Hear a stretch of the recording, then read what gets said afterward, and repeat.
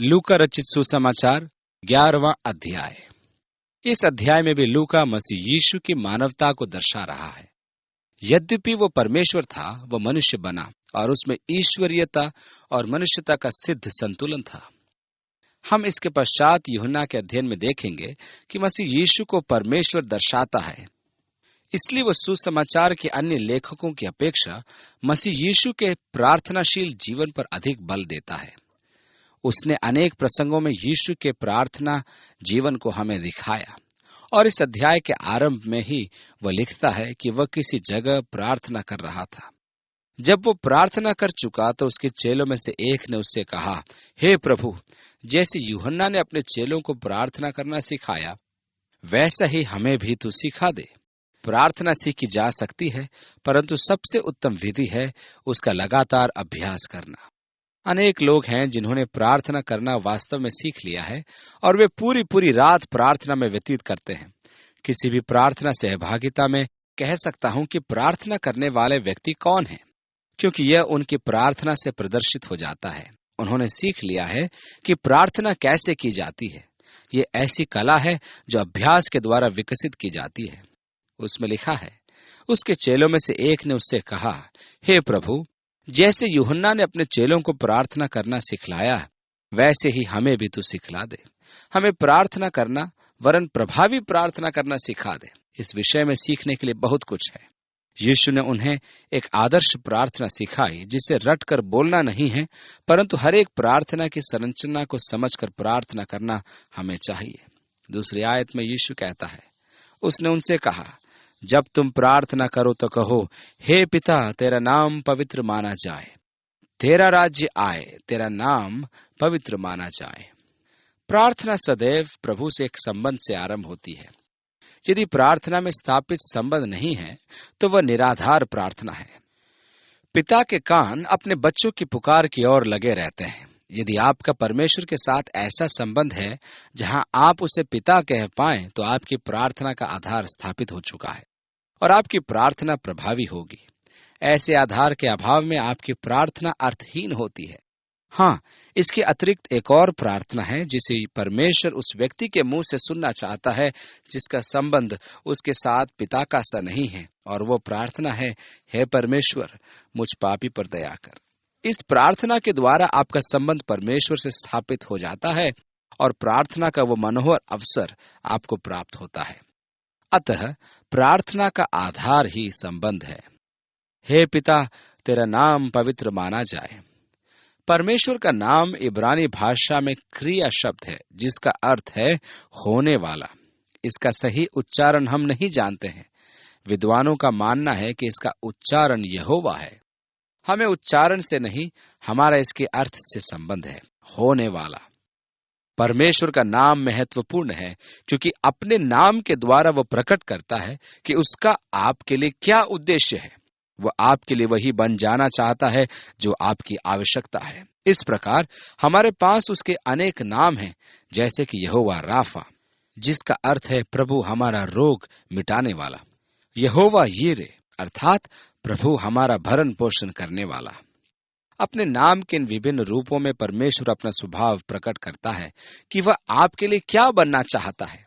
अतः यह आपकी प्रार्थना में सहायक होगा कि आप जान लें कि परमेश्वर आपकी किसी भी आवश्यकता का परिपूरक बनना चाहता है। यदि आप बीमारी से छुटकारे की प्रार्थना करते हैं तो वह आपका यहोवा राफा है, अर्थात आपका रोग वो मिटा देता है। वह आपकी आवश्यकता का परिपूरक बनकर आपके जीवन की उस आवश्यकता को पूरी करता है। आगे लिखा है, तेरा नाम पवित्र माना जाए। जहां तक मेरा व्यक्तिगत मानना है कि इस धरती पर एकमात्र नाम जो पवित्र है वो प्रभु यहोवा का ही है। मैं अपने नाम के आगे रेवरन लगाना कभी भी पसंद नहीं करता हूं। वे सब जो मेरे नाम के आगे रेवरन लगाते हैं, वे मुझे व्यक्तिगत रूप से नहीं चाहते हैं, क्योंकि किसी भी व्यक्ति के नाम में पवित्रता नहीं होती है। निसंदेह यह एक प्रभावी पदवी है। मुझे इसमें रुचि नहीं है। कुछ उस सीमा तक पहुंच जाते हैं कि वे अपने नाम के आगे महापवित्र लगा देते हैं। इसलिए प्रभु यहोवा, केवल तेरा नाम ही पवित्र माना जाए, ये ठीक है। पवित्रता केवल परमेश्वर की ही है। आगे लिखा है, तेरा राज्य आए, तेरी इच्छा जैसे स्वर्ग में पूरी होती है, पृथ्वी पर भी पूरी हो। देखिए, प्रार्थना का उद्देश्य क्या है? प्रार्थना का उद्देश्य आपकी इच्छा की पूर्ति नहीं है। प्रार्थना का एकमात्र उद्देश्य है परमेश्वर की इच्छा को पृथ्वी पर पूरा करना। प्रार्थना में आने वाली बातें हैं परमेश्वर, उसके उद्देश्य, उसकी इच्छा, जिससे वो हमें हमारे मन में उत्पन्न करता है और हम शब्दों में उन्हें व्यक्त करते हैं, उन्हें परमेश्वर पूरा करना चाहता है। अतः प्रार्थना एक ऐसा चक्र है जो परमेश्वर और उसके उद्देश्यों से आरंभ करके वापस परमेश्वर से होता हुआ परिपूर्णता तक पहुंचता है। दुख की बात तो यह है कि अनेक ऐसे जन हैं जो सोचते हैं कि प्रार्थना उनकी इच्छा की पृथ्वी पर पूर्ति के लिए है। प्रार्थना का उद्देश्य ये नहीं कि हम परमेश्वर को आज्ञा दें कि देख परमेश्वर, मुझे ये चाहिए और तू मेरी मांग को पूरा कर देना, और हम उसे धर्मशास्त्र के संदर्भ भी देते हैं। प्रार्थना का सही उद्देश्य कभी भी मनुष्य की इच्छा की पूर्ति नहीं है। इसका एकमात्र उद्देश्य है कि परमेश्वर की इच्छा और उसके उद्देश्यों को पूरा करना। अतः यह महत्वपूर्ण है कि प्रार्थना में प्रथम याचना होनी चाहिए कि हे प्रभु, तेरा राज्य आए, तेरी इच्छा पृथ्वी पर पूरी हो। हमारी प्रार्थना का एकमात्र उद्देश्य यह होना चाहिए कि हम इस पृथ्वी पर परमेश्वर की इच्छा की पूर्ति सुनिश्चित करें। अब आपका प्रश्न यह होगा कि यीशु ने यह प्रतिज्ञा दी है, तुम जो कुछ प्रार्थना में मांगोगे तुम्हें दिया जाएगा। क्या उसने नहीं कहा, तुम मेरे नाम से पिता से जो कुछ मांगोगे मैं दूंगा, कि पुत्र के द्वारा पिता की महिमा हो? उसने यह भी तो कहा था कि मांगो तो तुम्हें दिया जाएगा। निश्चय ही उसने ये प्रतिज्ञा दी है, परंतु किसको? क्या किसी आम व्यक्ति को या अपने शिष्यों को? आप धर्मशास्त्र में पाएंगे कि जब जब उसने ऐसी प्रतिज्ञाएं दी हैं, तब तब वह विशेष रूप से अपने शिष्यों की ओर उन्मुख था। अब मैं पूछता हूं, शिष्यता क्या है? यीशु ने कहा, यदि कोई मेरे पीछे आना चाहता है तो वह अपना इनकार करे, अपना क्रूस उठाए और मेरे पीछे हो ले। ऐसी अवस्था में तो आप जो कुछ प्रार्थना में मांगेंगे आपको निश्चय ही दिया जाएगा। उसने ये प्रतिज्ञाएं अपने शिष्यों को दी थी, क्योंकि उन्होंने यीशु का अनुसरण करने के लिए अपना इनकार किया था। उन्होंने स्वयं अपना क्रूस उठाया था और उसके पीछे हो लिए थे। इस कारण उनकी प्रार्थना में आत्मा त्याग दिखाई गई थी और परमेश्वर के उद्देश्यों की पूर्ति दिखाई देती है। यही ऐसे व्यक्ति की प्रार्थना का बल होता है।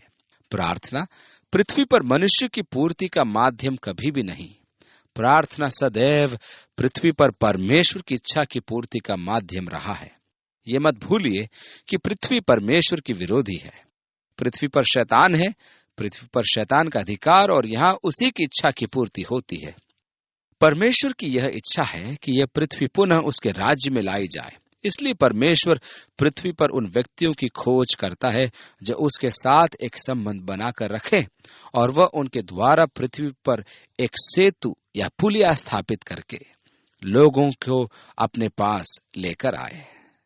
हम एक युद्ध में सम्मिलित हैं और इस युद्ध का उद्देश्य है पृथ्वी पर परमेश्वर का नियंत्रण।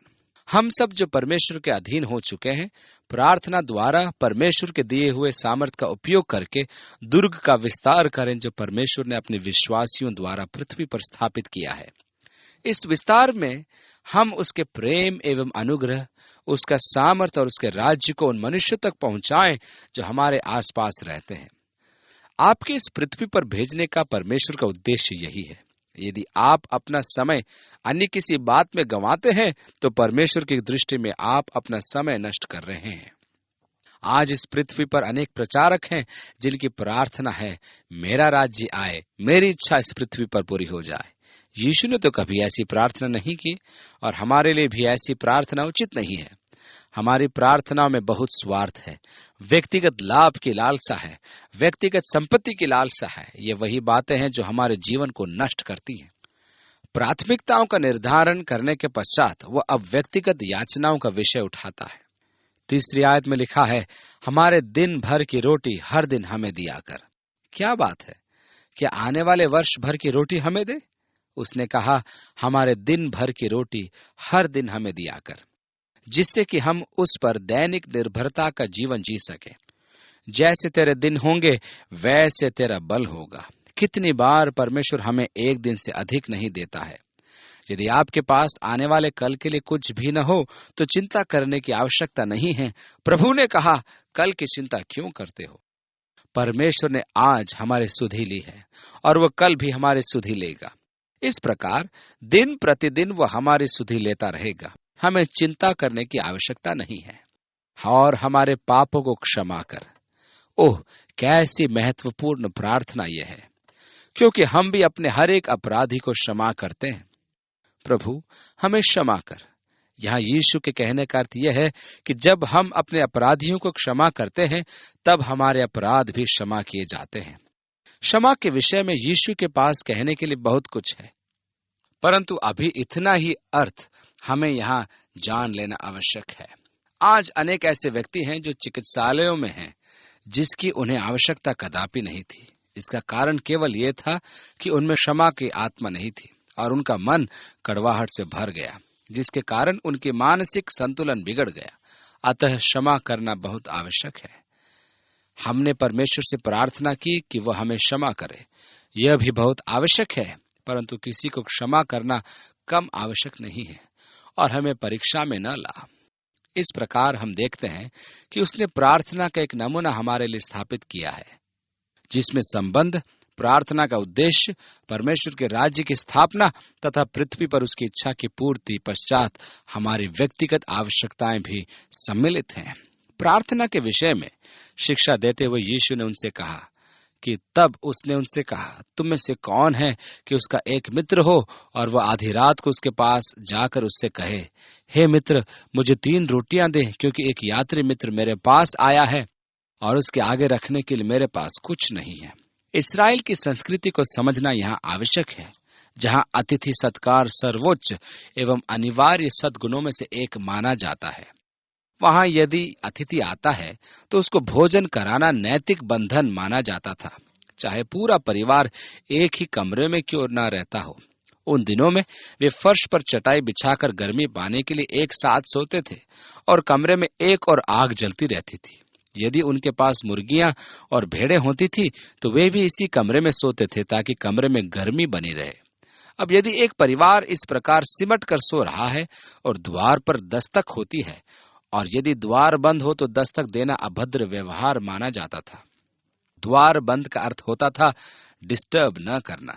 सुबह जब वे उठते थे तब द्वार खोले जाते थे और वे पूरा दिन खुले रहते थे और अतिथियों का आना जाना, चाय कॉफी पीना पिलाना लगा रहता था। परंतु रात में यदि द्वार बंद है तो स्पष्ट है कि दस्तक न दी जाए। ऐसी स्थिति में यदि द्वार पर दस्तक दी जाए तो पूरा परिवार जाग जाता था और यहाँ तक कि उनके पालतू जानवर भी शोर करने लगते थे और एक प्रकार का अव्यवस्थित वातावरण बन जाता था। यीशु यहाँ यही दृश्य दिखा रहा है कि मध्य रात्रि है और सब सो रहे हैं। तब एक पड़ोसी द्वार पर दस्तक देता है और कहता है कि उसे 3 रोटियों की आवश्यकता है, क्योंकि कुछ अतिथि अकस्मात ही आ गए हैं और उसके पास उनके भोजन के लिए कुछ भी नहीं है। ऐसी स्थिति बड़ी अपमानजनक मानी जाती थी और वो भीतर से उत्तर दे, मुझे दुख न दे, अब तो द्वार बंद है और मेरे बालक मेरे पास बिछौने पर हैं, इसलिए मैं उठकर तुझे दे नहीं सकता। मैं तुमसे कहता हूं, यदि उसका मित्र होने पर भी उसे उठकर न दे तो अभी उसके लज्जा छोड़कर मांगने के कारण उसे जितनी आवश्यकता हो उतनी उठाकर देगा। यह उसके मित्रता के कारण नहीं कि वह उसे रोटी देता है, परंतु इसलिए कि वह लज्जा छोड़कर पीछे पड़ गया। यीशु ने यह उदाहरण प्रार्थना के विषय में दिया है, परंतु ध्यान रखिए कि यीशु के अधिकांश उदाहरण विपरीत अर्थ में दिए गए हैं। द्वार पर दस्तक देने वाला व्यक्ति प्रार्थनाशील व्यक्ति का प्रतीक है। वह जिद्दी है और वह अपनी जिद पूरी करके छोड़ेगा। क्या इसका अर्थ यह हुआ कि परमेश्वर जब तक हमारे सामने हार न मान ले हम अपनी मांग लिए उसे परेशान करते रहें? नहीं, ऐसा नहीं है। यीशु के कहने का अर्थ यह था कि यदि एक पड़ोसी अपने पड़ोसी की जिद पूरी कर सकता है तो परमेश्वर कितना अधिक करेगा। दूसरे शब्दों में हम कह सकते हैं कि प्रार्थना के विषय में यह एक अच्छा उदाहरण नहीं है। वह तो एक मनुष्य था जिसने अपने पड़ोसी की बेशर्मी और जिद से हार मानकर ऐसा किया, परंतु परमेश्वर के साथ आपके ऐसे व्यवहार की आवश्यकता है। आपका स्वर्गीय पिता सब कुछ जानता है। यीशु ने इसी विषय पर पद 11 और 12 में एक और उदाहरण दिया। प्रार्थना के विषय में यीशु का विचार सुनिए। और मैं तुमसे कहता हूं कि मांगो तो तुम्हें दिया जाएगा, ढूंढो तो तुम पाओगे, खटखटाओ तो तुम्हारे लिए खोला जाएगा। याकूब लिखता है कि हमें न मिलने का कारण है कि हम मांगते नहीं हैं। कितना सच है ये! कितनी बार लोग आकर अपनी कहानी सुनाते हैं, मैं नहीं जानता क्या करूं, मुझे कुछ समझ नहीं आ रहा है। क्या आपने प्रार्थना की? नहीं, आपको मिलता नहीं क्योंकि आप मांगते नहीं। याकूब ने यह भी लिखा है कि तुम अनुचित मांगते हो कि अपनी लालसाओं की पूर्ति करो। अतः प्रार्थना में मांगना है, खोजना है और खटखटाना है। प्रभु ने प्रतिज्ञा दी है कि मांगो तो तुम्हें दिया जाएगा। ये आवश्यक नहीं है कि आपको सदैव वही मिले जो आपने मांगा है। कभी कभी परमेश्वर आपके लिए आपकी इच्छा से उत्तम वस्तु रखे हुए होता है। अनेक बार ऐसा हुआ है कि मैंने परमेश्वर से कुछ मांगा और मुझे वो वस्तु नहीं मिली, परंतु बाद में मुझे उससे भी अच्छी वस्तु दी गई। मैंने मेरे जीवन में सीखा है कि परमेश्वर का नहीं उसके हाथ से कहीं अच्छा होता है। कितनी बार मुझे दुख हुआ कि परमेश्वर ने प्रार्थना का तुरंत उत्तर नहीं दिया, परंतु वह दिन सदैव आया जब मैंने परमेश्वर से कहा, परमेश्वर तेरा धन्यवाद हो, मैं अति प्रसन्न हूं कि तूने उस दिन मेरी प्रार्थना का उत्तर नहीं दिया। मुझे बाद में बोध हुआ कि यदि परमेश्वर उस दिन मेरी प्रार्थना तुरंत सुन लेता तो मैं कैसी परेशानी में पड़ जाता, परंतु उसने मेरी प्रार्थना का उत्तर अवश्य दिया। मांगो तो तुम्हें दिया जाएगा, ढूंढो तो तुम पाओगे, खटखटाओ तो तुम्हारे लिए खोला जाएगा। तुम में से ऐसा कौन पिता होगा कि जब उसका पुत्र रोटी मांगे तो उसे पत्थर दे, या मछली मांगे तो मछली के बदले उसे सांप दे, या अंडा मांगे तो उसे बिच्छू दे? अतः जब तुम बुरे होकर अपने बच्चों को अच्छी वस्तुएं देना जानते हो, तो स्वर्गीय पिता अपने मांगने वालों को पवित्र आत्मा क्यों न देगा। सांसारिक पिताओं, ध्यान दो। आपका पुत्र आपके पास आता है और कहता है, पापा मुझे रोटी मिलेगी? पिता उसे पत्थर दे देता है और कहता है, इसे चबाते रहो। और वो फिर मछली मांगे तो वो उसे सांप पकड़ा दे, या पापा अंडा खाऊंगा कहे तो वो उसे बिच्छू दे दे। यीशु ने कहा, तुम ऐसा नहीं कर सकते और न ऐसा करना चाहते हो। एक सांसारिक पिता जो बुरा होता है अपने बच्चे को अच्छी वस्तुएं देता है, तो हमारा स्वर्गीय पिता अपने मांगने वालों को पवित्र आत्मा क्यों न देगा। मैंने ऐसे किस्सों को कभी नहीं सुना है कि किसी ने परमेश्वर से पवित्र आत्मा मांगा और वह दुष्टात्मा ग्रस्त हो गया। यह तो यीशु की शिक्षा के विपरीत है। इनके अनुसार तो हमारा स्वर्गीय पिता बुरा है, क्योंकि किसी ने रोटी मांगी तो उसने पत्थर दे दिया, वो मछली मांग रहा था तो उसने उन्हें सांप दे दिया। ऐसा कदापि नहीं, ये परमेश्वर की निंदा है। बाइबल में लिखा है कि परमेश्वर अपनी संतान को अच्छी वस्तुएं देने से प्रसन्न होता है। ऐसे व्यक्ति जो ऐसा परामर्श देते हैं कि प्रभु से मांगते समय सावधान रहा जाए, वे परमेश्वर की निंदा करते हैं, क्योंकि ऐसी बातों से हमारे धर्मी पवित्र पिता के स्वभाव की निंदा होती है। मैं तो कहता हूं कि परमेश्वर जो मुझे देना चाहता है या जो कुछ वह मेरे लिए चाहता है, मैं उससे रत्ती भर भी भयभीत नहीं हूं। मैं तो सदैव परमेश्वर के समक्ष समर्पित रहता हूं। मेरा तो एकमात्र यही उद्देश्य है कि ऐसा न हो कि परमेश्वर जो मुझ में करना चाह रहा है मैं उसके लायक न बनूं। मैं तो इसकी भी चिंता नहीं करता कि परमेश्वर कभी मेरा मजाक उड़ाए। मैं स्वयं ही ऐसा कर सकता हूं। मेरा एकमात्र भय यह है कि परमेश्वर जो मुझ में करना चाहता है, कहीं उसके लिए मेरे अल्प विश्वास के कारण द्वार बंद न हो जाए, या मेरी धारणाओं के कारण परमेश्वर जो मुझ में करना चाहता है वे सीमित न हो जाए। मैं तो उसके समक्ष पूरी तरह समर्पित रहना चाहता हूं, क्योंकि मैं जानता हूं मेरा पिता मुझसे कितना प्रेम रखता है। उसकी इच्छा तो यह है कि वह मेरे लिए सबसे अच्छा करे, इसलिए मैं भयभीत नहीं होता। फिर उसने एक गूंगी दुष्टात्मा को निकाला। जब दुष्टात्मा निकल गई तो गूंगा बोलने लगा और लोगों को अचंभा हुआ। इस दुष्टात्मा ने उस व्यक्ति के वाणी तंत्र पर अधिकार करके उसकी वाणी उससे छीन ली थी। मैं उनसे सहमत नहीं हूं जो मनुष्य के शरीर के प्रत्येक दोष को दुष्टात्मा का काम बताते हैं। बहुत से ऐसे लोग हैं जो प्रेतात्माओं के विषय में भ्रम का प्रचार करते हैं। मैं मानता हूं कि प्रेतात्माएं हैं और वे सामर्थी होती हैं। वे मानव शरीर को ग्रस्त कर सकती हैं और तंत्रिका तंत्र को अपने वश में कर सकती है।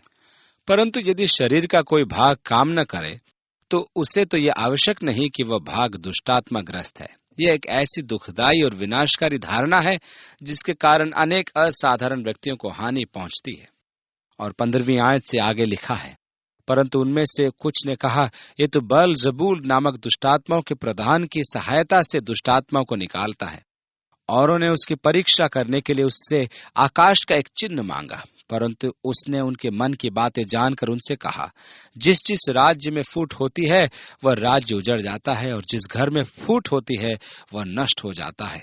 यदि शैतान अपना ही विरोधी हो जाए तो उसका राज्य कैसे बना रहेगा?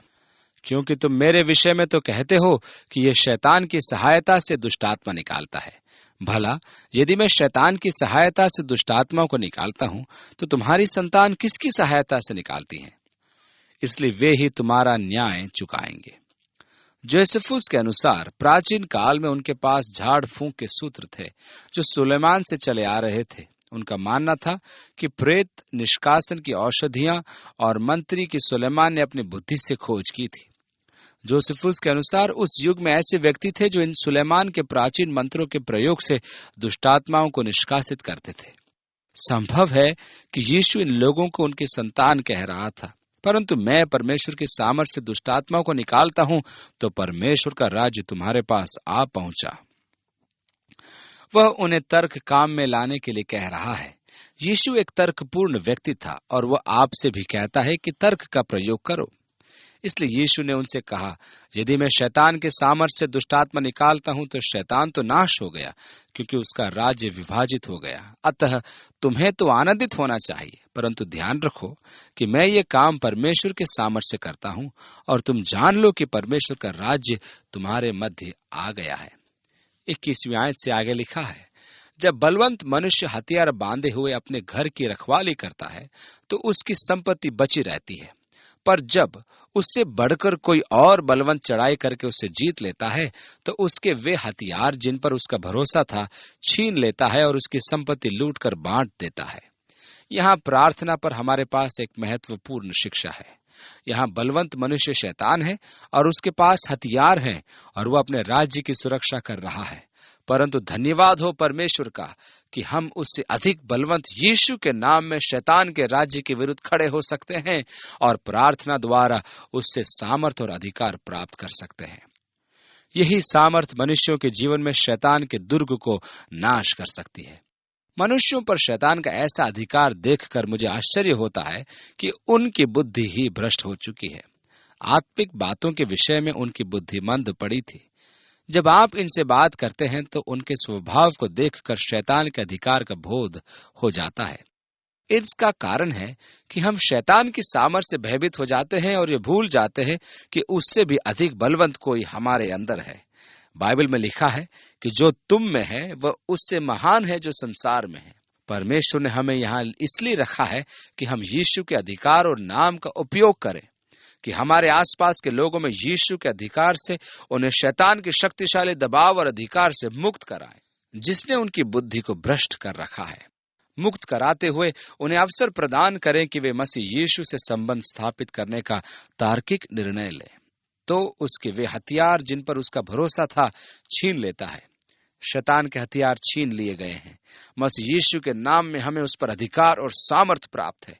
हमें यह अधिकार और सामर्थ काम में लाना आवश्यक है। 23वीं आयत में लिखा है, जो मेरे साथ नहीं वो मेरे विरोध में है। ये तटस्थता का कोई स्थान नहीं है।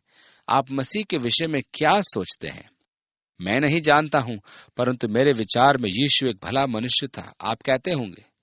तो क्या आप उसके साथ हैं? यीशु ने कहा, जो मेरे साथ नहीं वो मेरे विरोध में है। जो मेरे साथ नहीं बटोरता वो बिखेरता है। दो प्रकार के लोग होते हैं, एक निर्माण करते हैं और दूसरे विनाश करते हैं।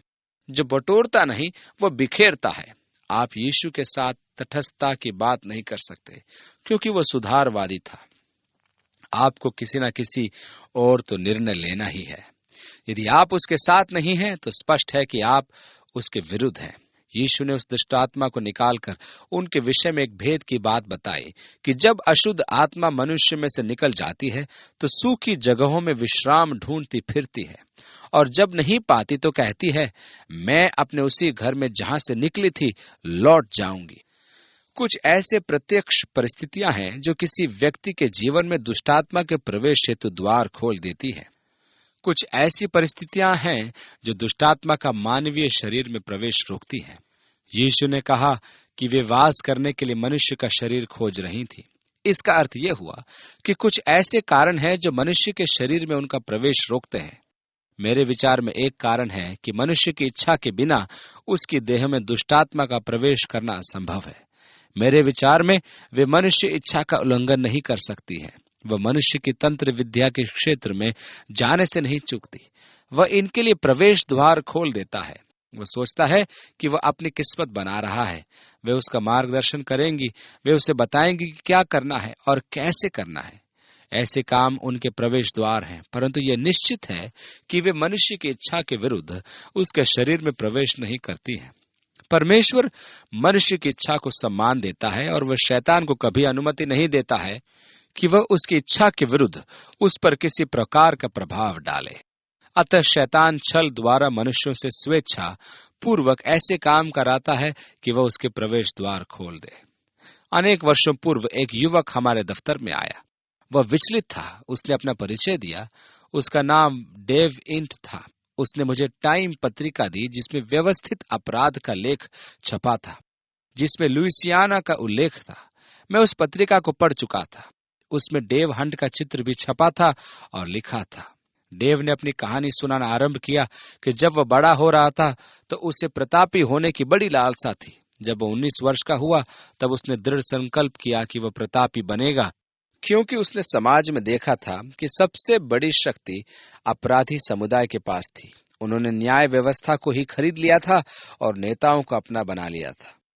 अतः उसने निर्णय लिया कि लुचियानो के साथ रहकर ही उसके यश का रहस्य पता लगाएगा, और यदि वह अपने इस लक्ष्य की प्राप्ति में सफल रहा और लकी लुसियानो का सहायक बन गया तो वह सदा उसके साथ रहेगा। इस कारण इस लेख में छपा था कि यह गुप्त व्यक्ति कौन है और कहां से आया है।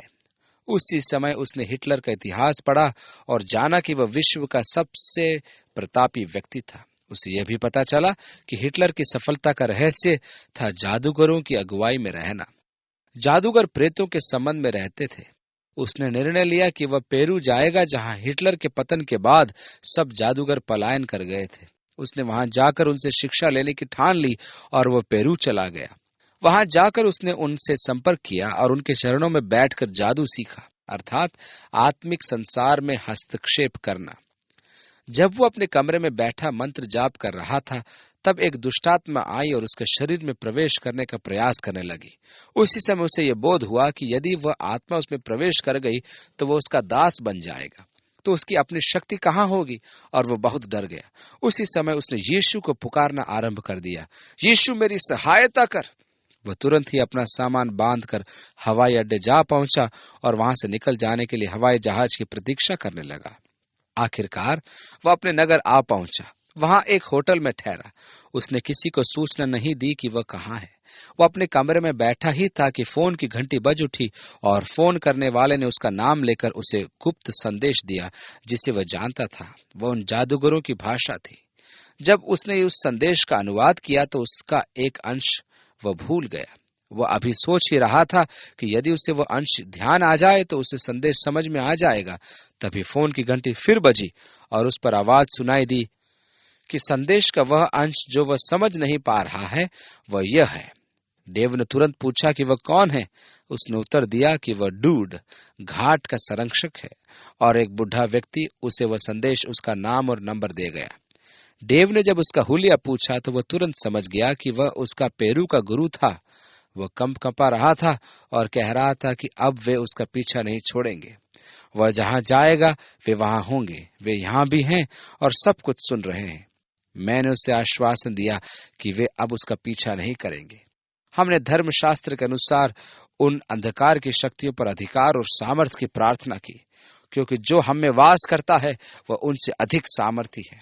इस प्रकार हमने उनके हथियार छीन लिए और इन प्रधानताओं और अधिकारों से इस युवक को मुक्ति दिलाई। ये मत सोचिए कि मेरे पास कोई विशेष आत्मिक शक्ति है। मैं आपके ही सदृश परमेश्वर की संतान हूं, परंतु मैं धर्मशास्त्र जानता हूं और मैं ये भी जानता हूं कि मेरा स्थान कहाँ है। मैं यीशु के नाम में अपने अधिकारों को भी जानता हूं। अभी कुछ समय पूर्व ही मुझे डेव से पत्र प्राप्त हुआ। वह अब एक प्रचारक है। उसने लिखा है कि उस दिन के बाद से वे दुष्टात्मा उसे परेशान नहीं करते हैं। वास्तव में एक जादुई संसार है और आप उसमें रुचि न ले, अन्यथा देव की भांति आप भी उनके लिए द्वार खोल देंगे और वे आपके शरीर में प्रवेश करने को प्रयास करेंगी। 25वीं आयत से आगे लिखा है, और आकर उसे झाड़ा बुहारा और सजा सजाया पाती है। तब वह जाकर अपने से बुरी 7 और आत्माओं को अपने साथ ले आती है और वे उसमें बैठकर वास करती हैं और उस मनुष्य की पिछली दशा पहले से भी बुरी हो जाती है। यहाँ यीशु चेतावनी देता है कि शैतान के निष्कासन से ही संतुष्ट न हो जाइए। वह रिक्त स्थान जो उस दुष्टात्मा के निकलने से उत्पन्न हुआ है, परमेश्वर की आत्मा से भर दीजिए। केवल दुष्टात्मा निकालना उस व्यक्ति के लिए अत्यंत विनाशकारी हो सकता है। लोग मेरे पास आकर कहते हैं कि मुक्ति की प्रार्थना कीजिए। मैं उन्हें उत्तर देता हूं कि मैं मुक्ति की नहीं बल्कि आत्मा के प्रवेश की प्रार्थना करता हूं। मसीह यीशु के सामर्थ का आपके जीवन में प्रवेश की प्रार्थना मैं करता हूं। जब वह प्रवेश करेगा तो अंधकार दूर हो जाएगा, क्योंकि अंधकार ज्योति के सामने नहीं रुकता है। इसलिए यदि आप मुक्ति के लिए आते हैं तो मुक्तिदाता के लिए आइए, अन्यथा मुक्ति के पश्चात यदि मुक्तिदाता ने प्रवेश नहीं किया तो आपकी दशा पहले से भी बुरी होगी। जब वह ये बातें कह ही रहा था तो भीड़ में से किसी स्त्री ने ऊंचे शब्द से कहा, धन्य है वो गर्भ जिसमें तू रहा और वे स्तन जो तूने चूसे। मरियम के उपासकों का आधार, परंतु यीशु का उत्तर सुनिए। उसने कहा, हाँ, परंतु धन्य वे हैं जो परमेश्वर का वचन सुनते और मानते हैं। और जब अनेक जन एकत्र हो गए तो उसने कहा, जब बड़ी भीड़ इकट्ठी होती जाती थी तो वह कहने लगा, इस युग के लोग बुरे हैं, वे चिन्ह उन्हें न दिया जाएगा। जैसा योना निनवे के लोगों के लिए चिन्ह ठहरा, वैसे ही मनुष्य का पुत्र भी इस युग के लोगों के लिए ठहरेगा। योना 3 दिन 3 रात व्हेल मछली के पेट में रहा था और फिर जीवित निकल आया था। उसी प्रकार यीशु भी 3 दिन 3 रात भूगर्भ में रहा, उसके बाद जीवित आया और स्वर्ग में चला गया। 31वीं आयत से आगे लिखा है, दक्षिण की रानी न्याय के दिन इस समय के मनुष्यों के साथ उठकर उन्हें दोषी ठहराएगी, क्योंकि वह सुलेमान का ज्ञान सुनने को पृथ्वी की छोर से आई, और देखो यहाँ वह है जो सुलेमान से भी बड़ा है।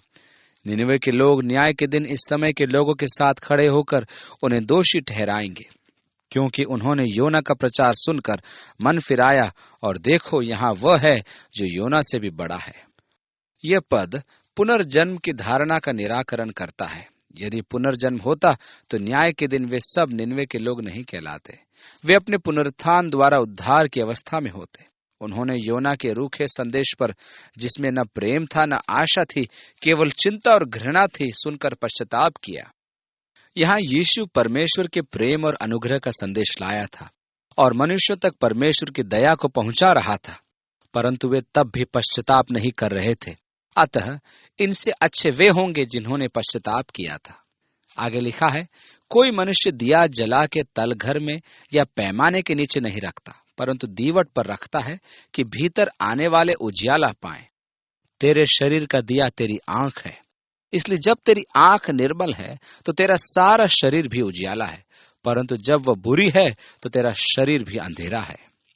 मनुष्य के मस्तिष्क का प्रवेश द्वार उसकी आंख है, इसलिए अपनी आंख के माध्यम से वह जो कुछ अपने मस्तिष्क में बोता है वही काटता है।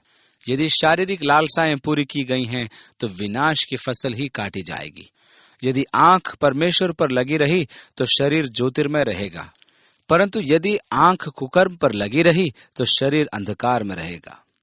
इसलिए चौकस रहना कि जो उजियाला तुझ में है वह अंधेरा न हो जाए।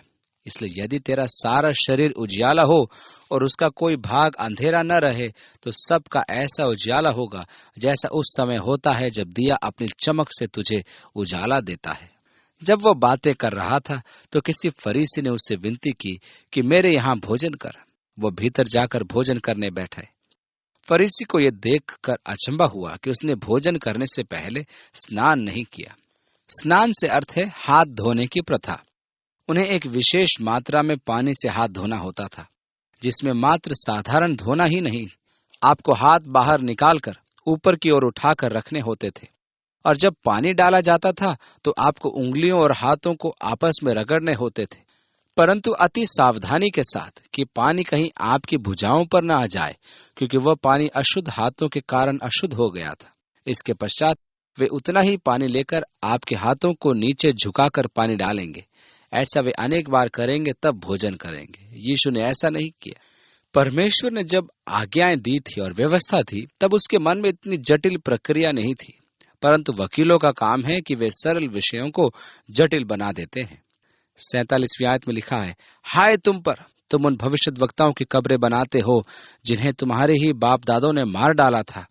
अतः तुम गवाह हो और अपने बाप दादों के कामों से सहमत हो, क्योंकि उन्होंने उन्हें मार डाला और तुम उनकी कब्रें बनाते हो। तुम स्मारक बनाते हो, परंतु तुम्हारे बाप दादों ने उनका वध किया। इसलिए परमेश्वर की बुद्धि ने भी कहा है, मैं उनके पास भविष्यद्वक्ताओं और प्रेरितों को भेजूंगी और वे उनमें से कुछ को मार डालेंगे और कुछ को सताएंगे। आज तुम्हारे पास भविष्यद्वक्ता है जिसे तुम मार डालोगे, परंतु दिखावा करने के लिए तुम उसके स्मारक बनाते हो जिनको तुम्हारे बाप दादों ने मार डाला।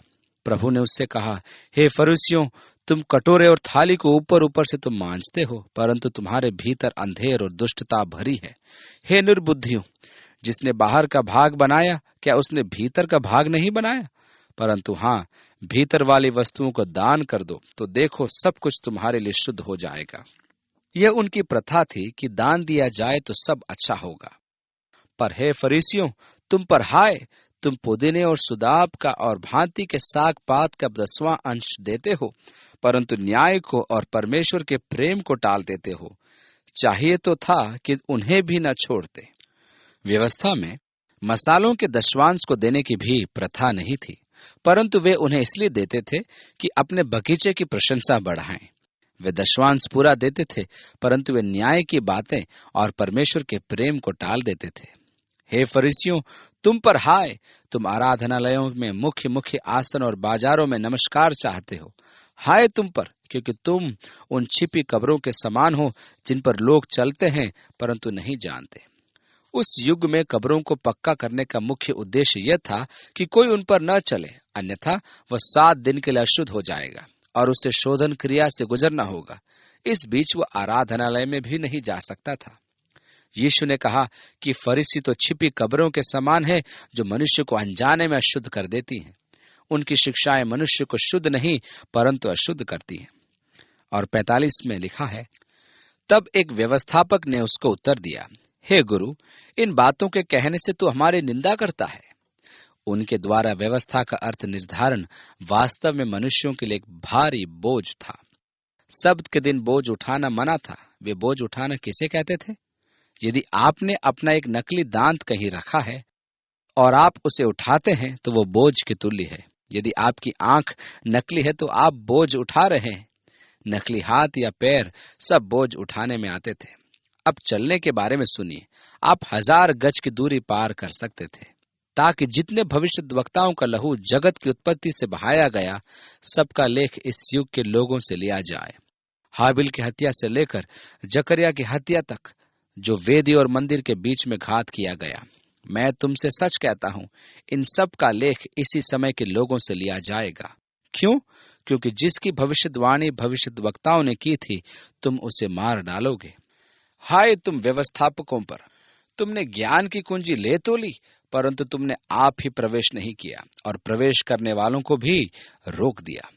ये बहुत महत्वपूर्ण है, क्योंकि हमारी सेमिनारी के शिक्षक परमेश्वर के वचन को अन्य रूप प्रदान करते हैं और ये मानते हैं कि ईश्वरीय ज्ञान की कुंजी उनके हाथ में है। वे स्वयं तो परमेश्वर के राज्य में प्रवेश करेंगे नहीं और सीधे साधे विश्वासियों को भी नहीं जाने देंगे। आज कितनी ही ऐसी कलीसियां हैं जो प्रचार के काम का विरोध करती हैं तथा उनमें त्रुटियां निकालती हैं। वे तो स्वर्ग जाएंगे नहीं, परंतु जो स्वर्ग जाने के लिए तत्पर हैं उनको भी पकड़कर रोक देते हैं। जब वो वहां से निकला तो शास्त्री और फरीसी बुरी तरह उसके पीछे पड़ गए और छेड़ने लगे कि वह बहुत सी बातों की चर्चा करे और घात में लगे रहे कि उसके मुंह की कोई बात पकड़े।